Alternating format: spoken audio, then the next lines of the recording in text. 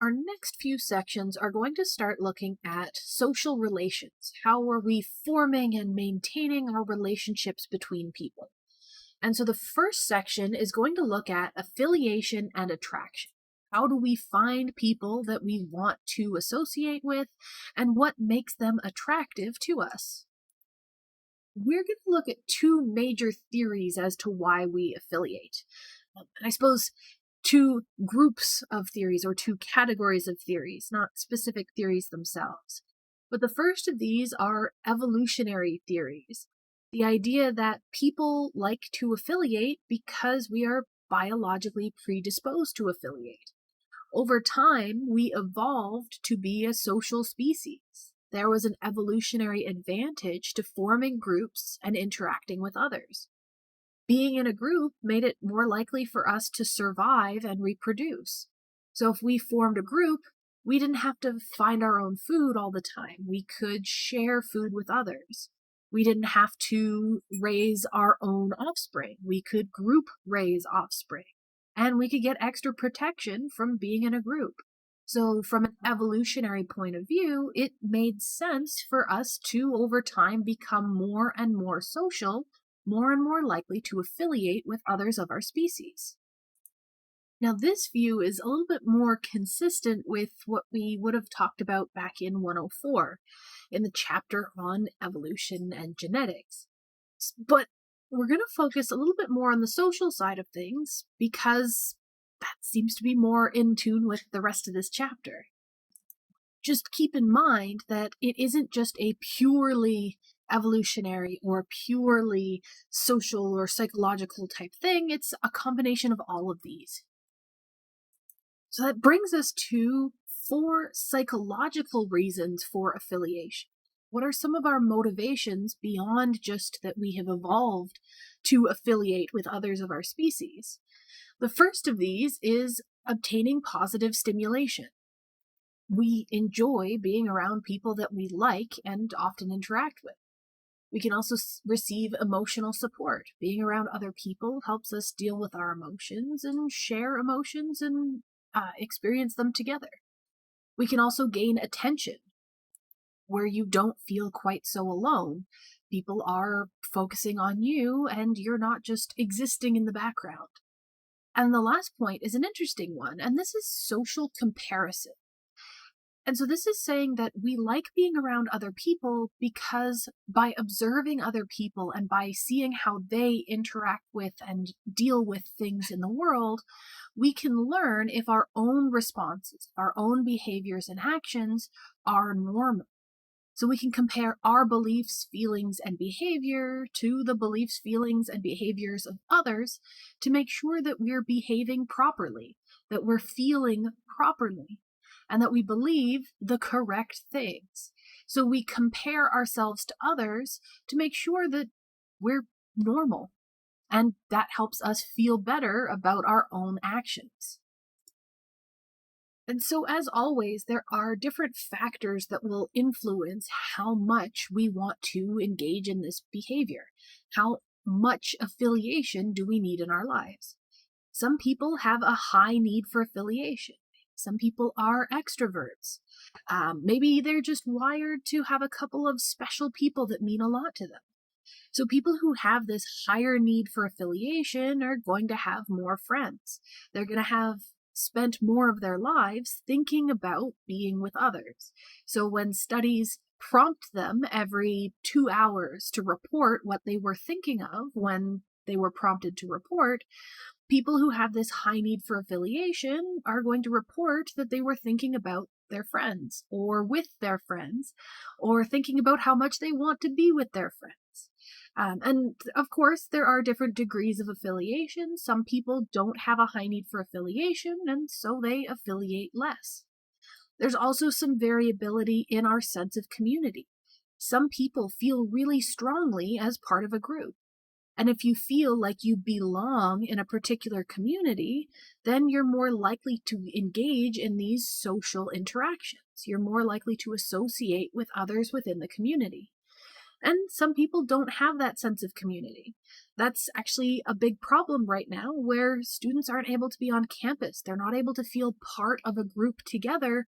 And so it's really hard to associate because you feel isolated and not part of a community. So there's lots of aspects that can influence that. And the last thing that the textbook talks about influencing our affiliation is fear.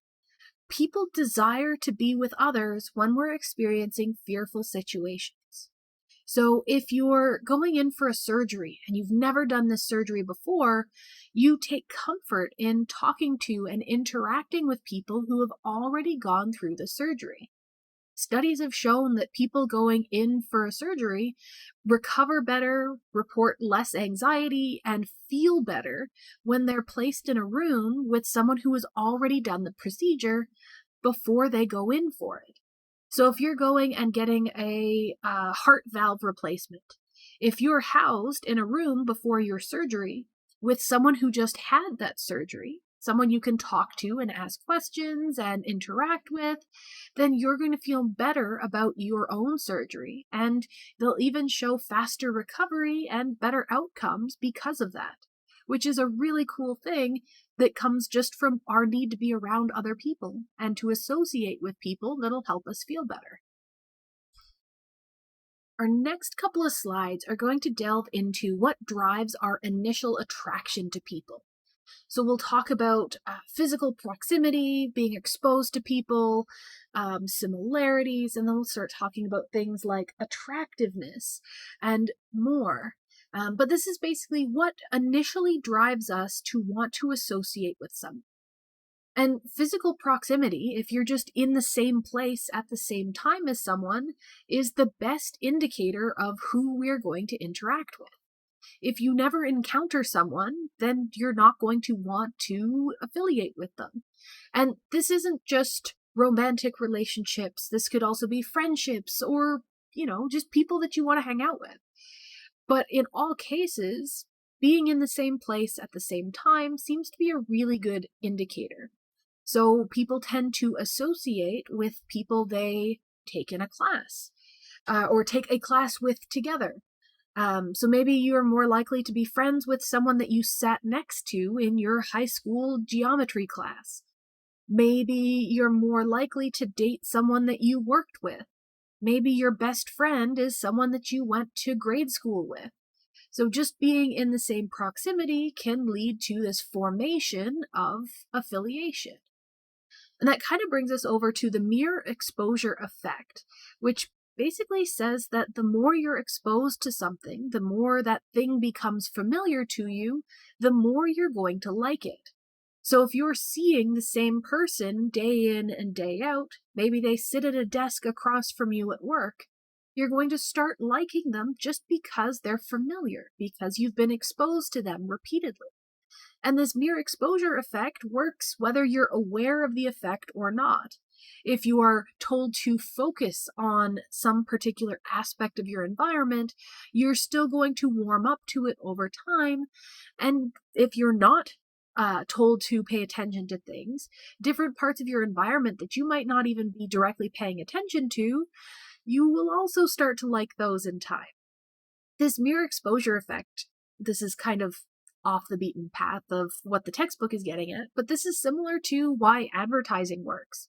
If you see lots and lots of advertisements for a particular company, you get exposed to that company's logo, their branding, to their colors, and you start to feel familiar and comfortable with those so that you start liking them more. So this mere exposure isn't just for social affiliation, there's kind of a lot of stuff that it applies to. And in addition to our physical proximity being important, our initial attraction to people also seems to be related to similarity. And the textbook points out that we have lots of sayings that contradict each other. So there's the idea of birds of a feather flock together, supporting that people who are similar to each other should be drawn together. But there's also the saying that opposites attract. And when you look at research, opposites may initially attract, but tend not to stay together for long. because the opposite characteristics that drew you to that person can end up sort of repulsing you after a while. Whereas with similarity, if you find someone who shares a lot of your goals and beliefs and behaviors, you can become fast friends or partners or whatever. And that's just because you agree on a lot of different aspects of your life. So similarity seems to be a better indicator of initial attraction and prolonged attraction within these social affiliations. We should also take some time to talk about physical attractiveness, because as depressing as it is to think that people are only drawn to beautiful people, there's a lot of research that shows that we are drawn to beautiful people. There's some associations where people assume that being beautiful makes you a good person. And that's kind of reinforced by a lot of media that we're exposed to. Studies that have looked at TV shows and movies, and they rank the attractiveness of characters, find that the good guys, the main character, the one you're supposed to be rooting for, tends to be a good person. They have lots of positive characteristics. They are the person who's doing the right thing. But the bad guys tend to be people who aren't very attractive, or they have a evil look about them. But even secondary characters that you don't focus on a lot, that aren't the best person, they're not the good guys, they're just there, they tend not to be as beautiful. And so we have this intertwined idea that people who are attractive are also inherently good. There is also, of course, the evolutionary side of things, where attractiveness tends to be associated with symmetry, which is associated with both good genes and a good upbringing. But again, that's more of a 104 kind of discussion. When we're talking about attraction, even though people are drawn to or attracted to people who are very attractive, we do tend to see things like the matching effect or similarity attraction, where we tend to be attracted to people who have a physical attractiveness similar to our own. So if you're not the best looking person, then maybe you're going to find someone who is equivalently attractive to hang out with, or to date, or to marry. And it seems that across multiple cultures, that seems to hold fairly true. We tend to be attracted to people who are similar to us, both physically and in terms of values and beliefs. So it's all kind of tied together. And if you're wondering how we can study attractiveness and what people are drawn to, you might see an experiment kind of like the one the textbook talks about, where you show people a bunch of faces and ask them how attractive they are. So we have people who are extremely male in their characteristics, and this might even be someone who has been photoshopped, or the image has been adjusted to make them more stereotypically male. We can also see the other extreme of someone who has been very stereotypically female. We also have in the middle here averaged faces. So this individual isn't actually an individual, it's a mixture or a composite of 16 different people.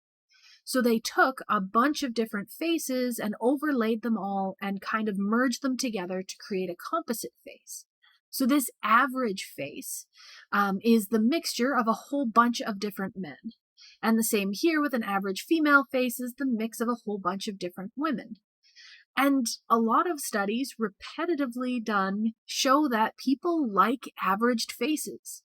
There's a lot of different explanations for what's going on. It might be that because you're averaging the features of a lot of people, we're going to start seeing more symmetry, because you're taking the average score. So their eyes are going to be more symmetrical, their mouth, their nose, all of that more symmetrical, because you're taking an average representation of a group of faces.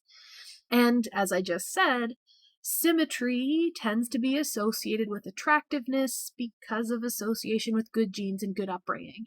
So maybe that's what's going on there.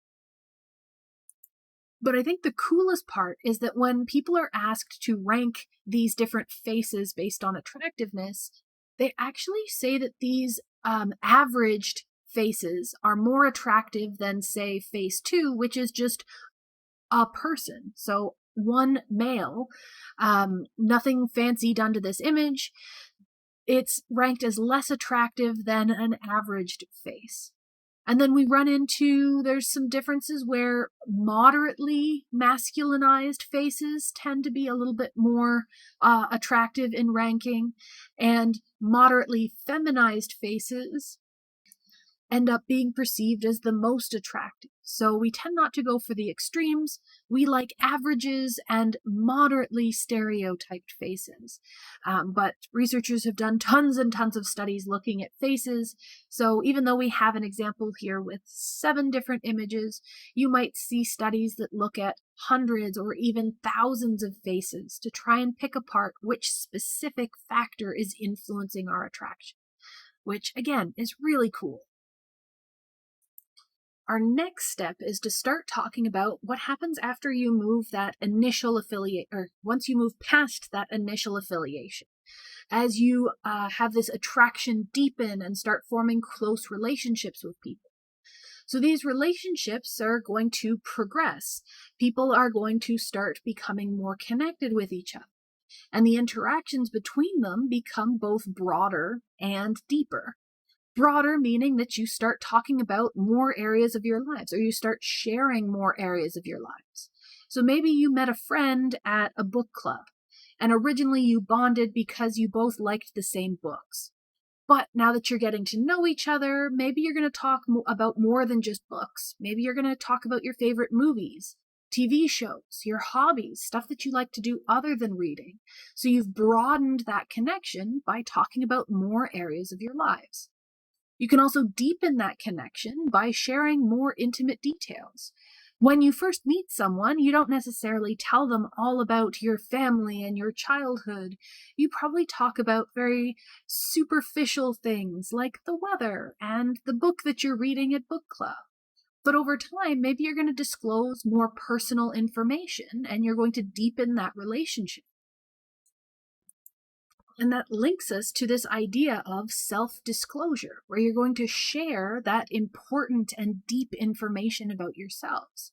So self-disclosure is important in friendships and romantic relationships because you're going to help foster those relationships. You're sharing your innermost thoughts and feelings. You're sharing things that matter. And by opening yourself up and exposing yourself to that vulnerability, it helps to foster things like intimacy and trust. So if you open up, if you take that chance and tell someone something personal and it doesn't backfire on you start to trust them more, which may lead to them disclosing to you, and you might disclose more to them. So it's a cycle where as you gain more trust and more intimacy, you share more and become more intimate and trusting. So it all works together. Social exchange theory proposes that the course of a relationship is going to be governed by the rewards and costs that the partners experience. So you look at the basically pros and cons, the things that you get out of the relationship and the cost that you have to put into it, and you evaluate those outcomes. So I'm actually going to hop ahead 2 slides to show you the visual that comes along with this. So our rewards are things like companionship, satisfaction of other needs, emotional support. Being in a relationship makes you feel good. And the costs could be things like maintaining effort to focus on the relationship, having arguments, having conflicting goals, and needing to find a compromise.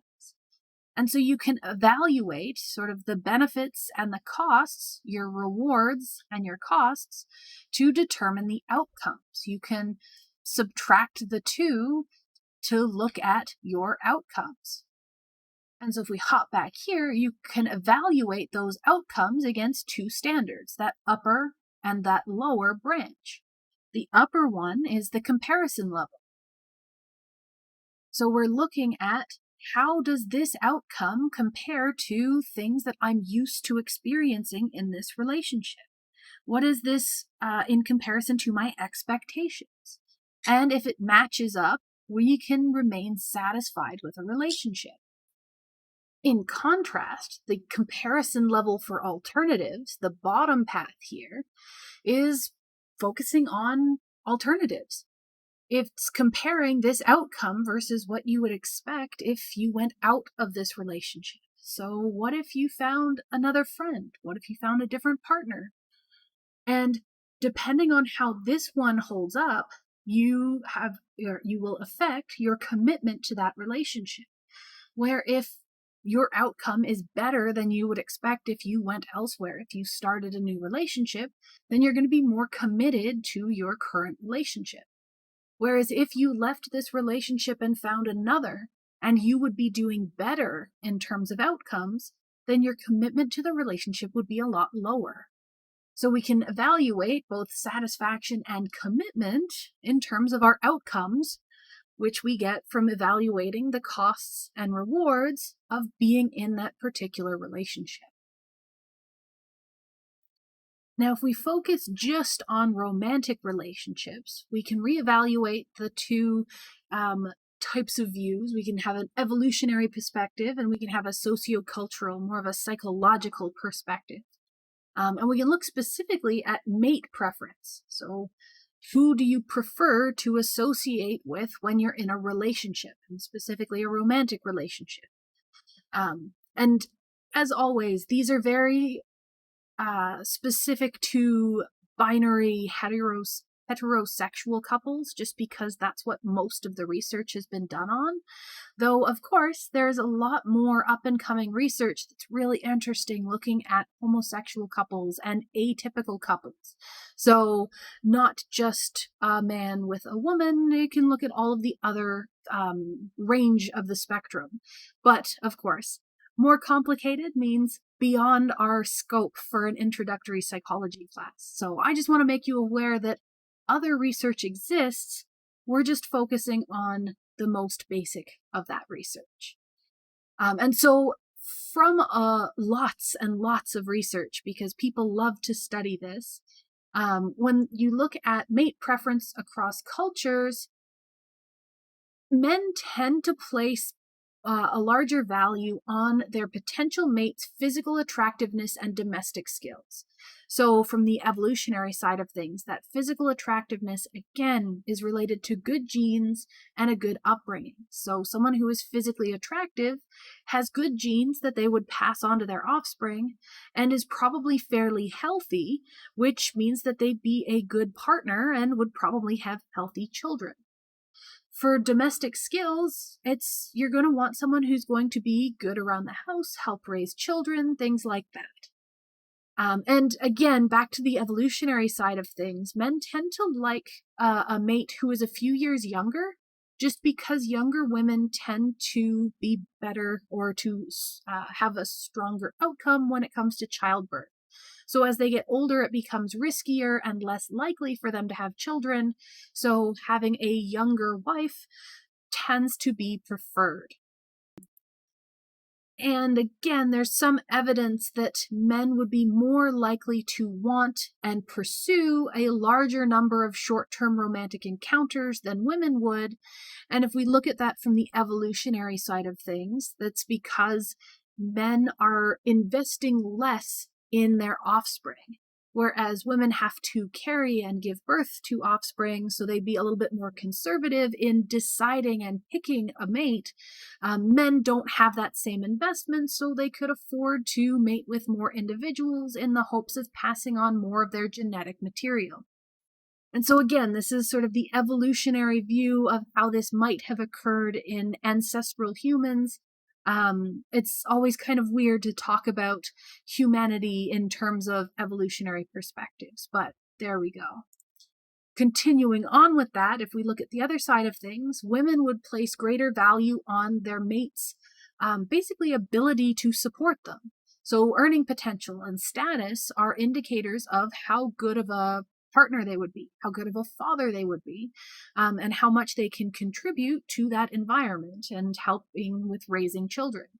We do see some, a little bit of attractiveness being important, again, because of good genes and therefore producing good children. And we again see the opposite, where young and middle-aged women tend to desire a mate who is a few years older than them. So they prefer an older man for basically security reasons. As they get older, they would be more established, potentially have higher status, better earning potential, less risk. And so they would prefer an older man the same way that a man would prefer a younger woman. So again, weird to talk about humans in an evolutionary point of view, but there we go.